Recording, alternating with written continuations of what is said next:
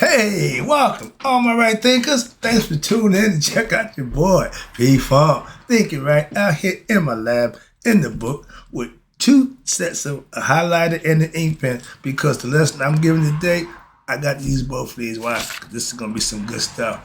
History. I love history. I'm about to give you a breakdown of our ancient Egyptian history and the pre-dynastic and the dynastic Egypt history from 10,000 BCE up to today. Let's go. Get comfortable. This might take a while. That's right. Rightism, 25 rules to live by. Storytelling, story with a message. There's a message in my stories for life. I give you life lessons. You tune in and receive them. I appreciate you. We got a good thing going. Let's do what we do. Right thinking mission, and I'm on it, is to enlighten, inspire, educate, and motivate you, the individual, to a higher spiritual level of enlightenment, still holding the piece of my hand. Right thinking way of life. All right. Through life, through mental and spiritual discipline, practice daily will help and guide you to obtain your goal of reaching spiritual enlightenment, aka know thyself. My mission that all right thinkers know thyself. If you're a right thinker, your goal is to, know thyself. You see where we're going with this? Let's get there together. So I asked the question, do you know you? Don't worry, you will when I get through. That's what I come here to do. It's rhetorical, but if you know how to answer for yourself, tune in. I got you. A person who knows not and knows not that they know not is foolish. Disregard them.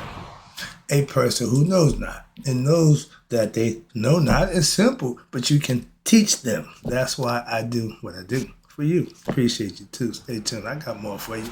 A person who knows not and believe and think that they know is dangerous, avoid them. I do. A person who knows and knows not that they know is spiritually asleep. I can awaken them. I'm your spiritual alarm clock, here to wake you up with knowledge of self. That's what I do for you. A person who knows and knows that they know is wise. Follow them. All these persons reside in you. Right thinkers, know thyself, and to my eye, be true. Usually I highlight, stuff I'm going to reference when I'm reading. So let me tell you why I got these two pens in my hand. I start out with the ink pen. Okay. It's one page. This one page. I'm about to have some fun. You see what I did? The ink pen one, I highlighted everything. What did I tell you? We about to talk about everything. That's the point. Okay. So I'm referencing the whole thing. Right thinkers, let's talk about let's take a stroll down Kemet, aka Egyptian history lane, by the numbers. We're going to give you the dates and pay attention to the dates. It's important. Okay, this is history. Let's go. The summary, I'm going to give you the summary of major events in our ancient Commission history. All right, as stated earlier, the origins of African Commission civilizations began in the far reaches in what we call prehistory. Ancient Kemet had a civilization that flourished where? In the northeast corner of Africa. Sound familiar, my Masonic brothers? Along the Nile River. From what? You ready?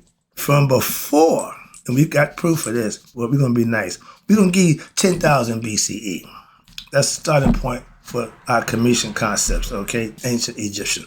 And that's being conservative. And we ain't got a problem with that. But we started from 10,000 to what? 30 BCE. That means they got 9,070 years of doing their thing on their terms, supposedly. But even that's going to be skewed, because I'm going to give you two categories, one with evidence and one with opinions.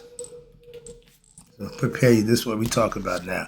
Because what happened in 30 BCE? Oh, you didn't know? In 30 BCE, Octavian, who the hell is the Octavian? Who was the ruler, who was later known, as the Roman Emperor Augustus. Sound familiar? But the last Egyptian king, watch this, the last Egyptian king, Ptolemy 14th, a Greek ruler. They killed him. So now the Ptolemies got 14 generations of running Egypt. It didn't just start in 30 BCE. That's my point. As I say, pay attention to the dates. Rome took over in 30 BCE. The Greeks was in charge before them. They beat the Greeks up and took everything. Okay, moving on. This little history lesson. That's all. But watch this. Now, Augustus killed the last Egyptian king, Ptolemy the 14th. Okay. We got a Pope 14th now. You know how long it take to happen? So, yeah. But watch this. He put the ruler to death. Now, after that, Egypt was now formally annexed to Rome. It's bad enough we run it by the Greeks. Then the Romans that came in, now we got to deal with these clowns. Okay, that's what happened to us. I'm going to give you the history and breakdown. But now, traditional late 20th century Egyptologists normally divided ancient Egypt history into what? Into the following approximate periods. We got approximated numbers from evidence and facts, artifacts, stuff like that. Proof. The next one, I'm going to show you on the other side. The one side it got the proof, the other side got the opinions from the modern Egyptologists of today. We ain't saying any prejudice, but you're going to see one side, it's telling you we got facts right here. Other side, later, they're going to tell you their opinion of what they think. So let's go through this. It's going to be fun. That's what I'm trying to say. This is history. Why? They don't teach you this in school. You ain't going to get this only from us. Why? It's ours. They don't teach us that. And you're going to notice everything is cool until we get to what? 3000 BCE. What happened then? That's when the Greeks came back and took us over. Before then, we got no white people in Egypt. Do you know that? That's why they can't go no further than 3,000. They start at 3,000. All the other information they don't have. Why? We didn't give it to them. Moving on, that's why. So let's take it back. Now the 10 major cultural, theological developments chronicled from the ancient Egyptians according to and confirmed archaeological dating of the artifacts and the monuments based on evidence presented in this book. We can verify and prove what we say. We ain't just blowing smoke and doing the president numbnuts, just saying stuff for the sake of saying. No, we got facts, a.k.a. we got the receipts. And then we're going to give you the ones who don't have receipts, but this is their opinion. So let's go. There's no difference between the two. We start out at 38,000 BCE. What the hell? That was the beginning of what they call the Great Year, which is previously to the current one running right now. So we're going to be nice. We're going to start at 10,500 BCE. From 10,500 BCE to 7,000 BCE. Well, they didn't tell us about that. Yeah, they don't know about that. Hello? They still think 6,000 years ago, when the Sumerians, they got the cuneiform tablet they read and deciphered, that they would begin civilization. Au contraire, mon frere. I like that. Now, from 10,000, and first of all, the Sphinx, what we're about to talk about right now, was built over 10,000 years ago. Why? Because the constellation of the stars says so. Not man, no, constellation. We read the constellation. Okay, we keep time solar. Okay, and what is this? The creation of the Great Sphinx. Modern archaeologists accepts this date. Okay, again, according to them, they accept. Okay, so they're not gonna argue. But we got the proof. That's it. It ain't what we say. It's the facts. You ain't got to agree with us. No, you got to just deal with it. Okay, so now the Sphinx. The Sphinx means Harem-Aket, or from the real Egyptians, Haru. For the Greeks, they came and called him Horus, on the horizon. Okay, that meant when the sun came up on the horizon, the lion was sitting right here waiting for it, and they would match up. They were still looking for the other lion. The constellation. That's history. All right, now what's this? And with me, Haru on the horizon means what? It means that the king is one with the spirit. Heaven, earth, as above, so below. They saw it in the sky. They mimicked it on earth. As above, so below. They took that serious. Okay, they wasn't just blowing smoke. And at that time, Ra as what? The enlightened person possessing what? An animal aspect. What? The lion zodiac. Leo. Hello. He represents the heart. Truth, God lies in what? In the heart. Moving on. All this is symbolic, esoteric, but it's you. If you understand it, you be a bad person. Why? You got knowledge now. You got insight on what a lot of people don't have a clue about. That's what the Masons, all these secret cults, they do that and use the knowledge to what? Make money and help you, but they still holding you. Moving on, I ain't going there, but yeah, I got that information also. I'm a Mason, all right? But the aspect with the lion, and that meant what? An illuminated intellect. When you see this, you see this, you see these. Oh, I know something. Yeah, myself. That's no matter what else, I know myself. And watch this. All of this was from the Anuian theology where Ra was the supreme God. From 10,000 BCE to 5,000 BCE. Remember, ain't no white people here. Ain't no Greeks, ain't no Romans, ain't no Samaritans, ain't no Syrians, ain't no Mesopotamians, ain't nobody but us. Us Ethiopians, okay? Okay. See, that's history. They don't want, why? They wasn't around. They don't have it. They can't tell you something they don't have. Excuse me, that's why I got dogged. I'm being nice. In 5,500 BCE, they came up with the concept of the sky god, realm of light, aka day, which is the netter, which was androgynous. That means male and female. Okay, the creation story, Ra, Atum, masturbated because he was the male and he received and impregnated himself with his own seed. So he self-created and made everything from himself from masturbation. Again, nobody knows, but it's a concept. Pay attention, get the esoteric meaning, and I get it, okay? They didn't have a whole bunch of fancy machinery and a whole bunch of technology. They laid it to you real simple, okay? And watch this. They call him the all-encompassing, aka the absolute, the nameless being, later identified with who? Ra or Harati, which is the Sphinx. The Sphinx is the beastly nature of man, becoming conscious of himself, becoming one with God. That was the first monument. That was the first concept of becoming conscious of being God-like. What? Consciously. So, y'all didn't start this Christian society, but this been around a long damn time. That's all I'm saying. So please, I respect what you do, but you got to respect what I do. Mine got reason and purpose. Yours, I ain't going there. But we knew this 10,000 years ago. Calm down. Relax. Yeah, I'm feeling good. I'm teaching now. Now, I'm hoping if you want to learn, this is what you should be getting. 7,000 BCE. Okay? The Commissions, they didn't call them Egyptians. You know why? You know why? Because they wasn't around yet. The Egyptian name and the Greek name that they gave us. Timeri, Taseti, whatever you want to call it, Al-Kibbalah. But the Greeks named us Egyptians, not us. That's why we call ourselves Commissions. And the Commission myth and theological present in what? Their architecture.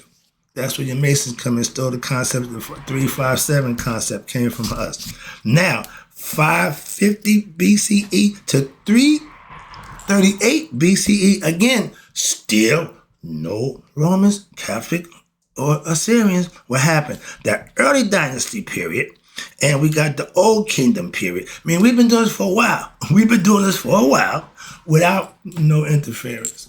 We lived in harmony, content, and was growing and prosperous. Now, at 5,000 BCE down to 600 ACE, the philosophy we taught was Amen Ra Ptah, okay? The Trinity, the Father, Mother, and the Son. What's this? That was down to 600 ACE, but only practiced in Egypt. They shut all that philosophy down at 600 ACE. It was no longer practiced. Outlawed. If something is good, why would you outlaw it? Moving on, I ain't going to that. I ain't got that time. I see the clock. I'm just trying to get this in. I got a whole nother half to do, so I can't spend all that time here. I got something to say about all this. But watch this. Now at 5,500 BCE, you got the Memphite theology, I gave you that. They believe Ptah, Sekhmet, and Nefertim, the Trinity, the family. Okay, moving on. This is at 5000 BCE. Again, still no white people. 5000 BCE, we got the Hermopolis. And that was the theology where Tahuti was God. He had his own following, not a bunch of temples, but he had his own reign. And this was at 5000. And Hermes, Trismegistus, who they call him the Greeks, that's Tahuti. Thoth, they call him, that's Tahuti. Mercury, the Romans, that's Tahuti. Your boy running around telling everybody he's the king of the land. That's not. Tahuti is the concept or aspect of your damn mind. How about that? Moving on. But we use the ibis bird to represent that philosophy. I'll break all that down for you a long time ago. Moving on. All right. 5000 BCE, a different part. You got the Assyrian resurrection theology with Asar, Aset, and Haru. That's the one that I practice and master. Why? Because that's the one about life, about me and you. I keep telling you that Haru is me and you. So is Nefertim, so is Khonsu. All of them, they all represent us symbolically. So when you understand that, you don't have a problem. I'm a mess. I thought you ain't religious. I go fellowship with anybody. Why? I got my own philosophical religion concept. I don't need to worry about nobody brainwashing me and convincing me to convert over to do some nonsense. Moving on with respect. All right, 55 BCE, we're still there. You got the goddess principle. Here we go. And when the Roman came in, when the Greeks came in and saw that, they was okay with the female to a degree. The Romans, hell to the no. Okay, watch this. You had the female principle, goddess. I told you about them. Aset, Asar's other half. Hathor, they call it, again, that's the Greek name. Hathor is Haru, which is Haru's female counterpart. These are the female counterparts to the male concept. Okay, two opposites come together in harmony to make one. That's Maya. You got Net. She says she's the warrior goddess, and she shoot down what? Ignorance. You got Mut, the great mother, Khonsu, and the wife of Amun. All these is characters that we created. I learned them. I mastered them because they're all aspects of your character. If you want to know you need to know these. They are you, excuse me. Like that Bible. Y'all know that Bible, y'all? And we had a lady called Sekhmet. That's a Ptah's wife. And you got Buto. She's the winged serpent with a crown. Okay? Female concept of the eye. Moving on. We still in 5000 BC. Now, this is all principles and philosophical concepts that people practice in harmony with each other. Nobody said one was better, or no, they all worked in harmony. And watch this. Again, still in 5000 BCE, we studied the first dynasty, beginning the dynastic period of what? The unification of Upper Egypt and Lower Egypt. Back then, that's when the stuff started beginning. You got 5000 BCE, which is the fifth dynasty. That's when pyramid text came into view. Your Egyptian book of coming forth by day. But for the grave robbers, it was the Book of the Dead. And here we go. At 5000 BCE, the 42 Confessions of Maya and the codification of the predynastic theology, predynastic period from 10,000 to 5000 BCE, they all practiced that philosophy. Moving on. Now, from 5000 to 4000 BCE, the construction of that pyramid in Saqqara, the first step pyramid, okay, like a little cake, okay?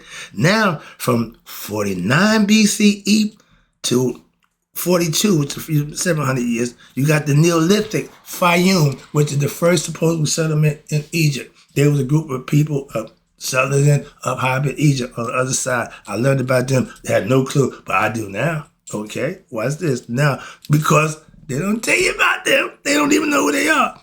The AI don't have a clue. He don't know much Egyptian stuff at all. All right, but now 42 BCE, we still no black people. All right, you got the pharaonic royal calendar, and it's based on the solstice system, star Sirius, which they follow, okay, was in use. Then at 4000 still, here we go, 4000 to 3000, the construction of the Great Pyramids. Dun, dun, dun, dun, the Giza Plateau, okay? But the Sphinx was already there. The Sphinx was there way before the pyramids came. You know that? Again, information that we have. Who know this? They don't. They just pick stuff out and what they like, and okay, I'm sure they're on the other side. But now you got from 35, here we go, BCE or excuse me, at 38 to 35 BCE, you had the first intermediate period after the pyramid builders. Now, from 35 to 17, that's when Moses came along, and the Jews, the so-called Hebrew, whatever y'all call them. In BCE, this was considered the Middle Kingdom. We had done a whole lot of stuff, a whole lot of great stuff, way before they even came into the picture. And watch this. Now, at 3000 BCE, here we go. The wisdom text precepts of the Ptah instruction of any instructions, which is the Amenhotep back at the time, Menkaure. But now at 2040 BCE into 786 BCE, we got the coffin text. Again, they're going around robbing graves and getting all this information, which is fine, but they just took it from dead people. Okay. Now, it's from 1730 to 1580. You got the second intermediate period, because now you got the invasions coming, okay? And from 1580 to 1050, you got the New Kingdom. Dun, dun, dun, dun, dun, dun, dun, dun. Okay, watch this. Now, from 1580, you got the Theban theology, which Amun, okay? Then you got 1570, 10 years later, you got the books coming forth by day, a.k.a. the Book of the Dead. Everybody's still pushing their philosophy. Now, at 1353 BCE, you got what they call the non-dualist philosophy from our pre-dynastic period, which was redefined by who? The Pharaoh Akhenaten. He took it back to one God, okay? Atum, okay? That's all document. This is all verification. This is all proof. This is all evidence. I'm just going through showing you this is what's going on. And remember, now you start getting confrontation. At 1075 to 656 BCE, you had the third intermediate situation. And from 712 BCE to 657 BCE, our brothers came in and redeemed us. The Nubians came in and took over, right? From the people who already took us over. They came back and stood us up. And now from 664 to 332, right here, BCE, the Nubians was running the show, putting us back where we need to be. And from 330, watch this, remember that number, you got, now I'm going to take you over here to the other side where they got the dates below are based on not evidence, not nothing. It's based on the opinions of the Orthodox Egyptologists. Let's just say the white people, okay? Not the black ones. The white Egyptologists, they Orthodox. Okay, let's go. Or the Jews, Orthodox is white.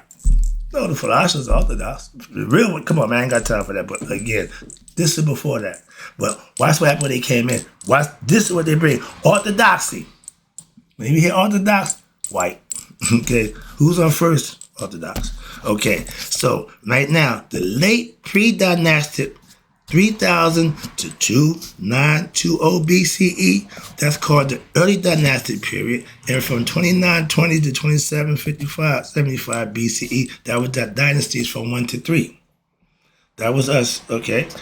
According to them. This is their opinion. We done told you, we done laid all that stuff out. This is it, bad.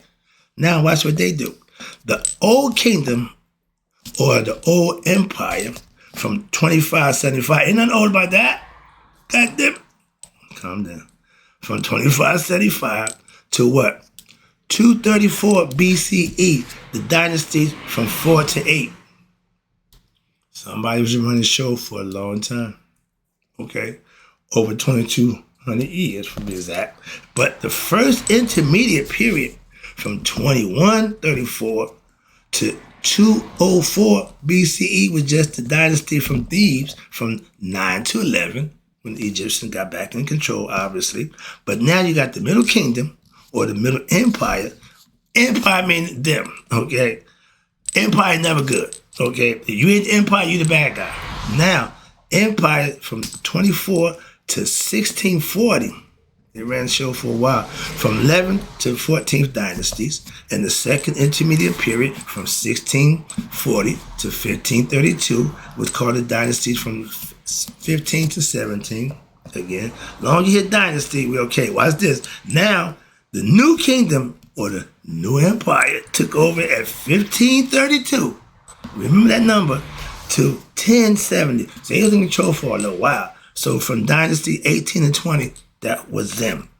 That was the empire. That wasn't the dynasty. Okay? You got the third intermediate period, which starts, here we go, from 1070 to 712 BCE. That's when the Nubians came back and took back control from the 21st dynasty to the 25th. Now, here we go. The later period, from 712 to 332, the Nubians was holding it down. They got us back, kept us in the game. And now the dynasty 25, and that's when the party stopped. The Nubians and the Egyptians worked together for the next 5 dynastic periods, which stopped at 30 dynastic period.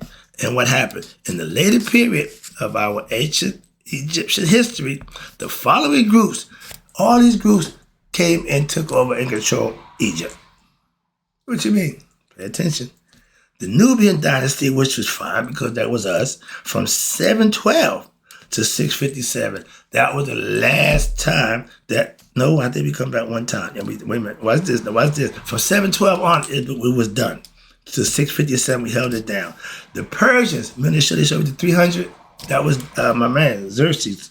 Okay, no, Darius, his father, was first. He came in at 525, and he hung around for 404. They were there for a little while, okay? The Persians did work.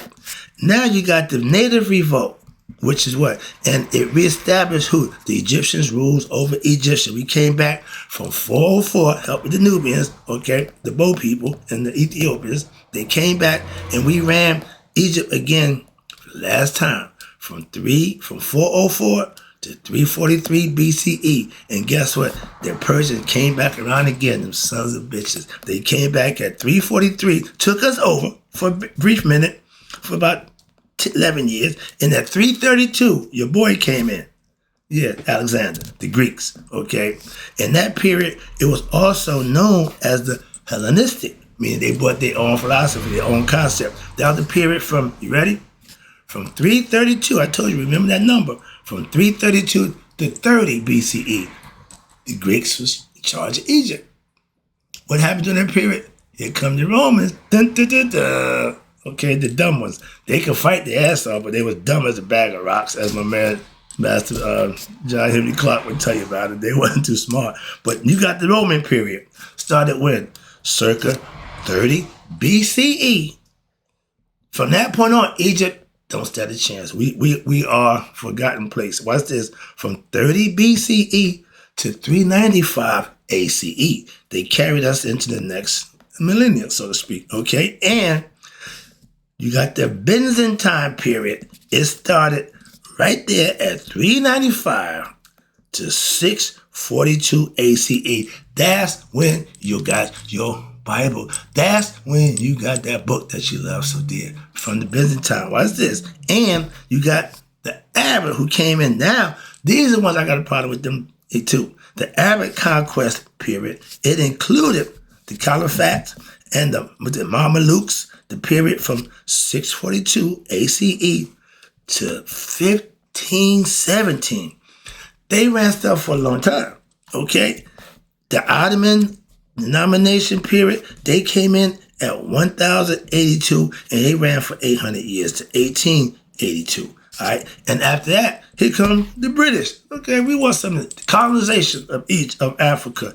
The British colonization period went from 1882, you ready, to 1952. So yeah, we under British rule. We've been knowing that for a long time. And okay, we got that. But now you got, know who running the show over there now? You got your modern Arab Islamic claimant be Egyptians running today. From 1952, they claimed it into the present day. That's who running the show right now. That's the stroll down Egyptian and Commission memory lane history from the perspective of evidence and from another perspective of opinions, but the dates all, pretty much add up. So pretty much right. Just opinion over evidence. A lot of people choose opinions. I prefer evidence. That's a lesson. Hope you enjoyed it. Right, thinkers. May you all live to be 100. Me, 100 miles a day. But I'm watching Africa rise again. I'm paying attention. Are you? I want my right thinkers to ever pass away. I'll be back.